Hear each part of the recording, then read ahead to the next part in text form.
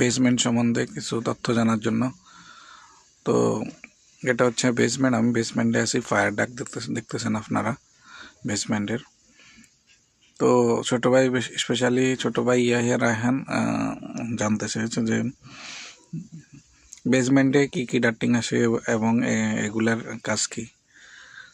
তো এখন যেটা দেখতেছেন আপাতত এটা হচ্ছে স্মোক এক্সজস্ট ডাক্ট। আমি যেটা দেখাচ্ছি স্মোক এক্সজস্ট ডাক্ট, এটা হচ্ছে গাড়ি যে গাড়ি এখানে পার্কিং করা হয় বেসমেন্ট এরিয়ায়। তো গাড়ি যখন এখানে প্রবেশ করে এবং বাইর হওয়ার সময় গাড়ি থেকে তো ধোঁয়া বাইর হয়, কালো ধোঁয়া বের হয়।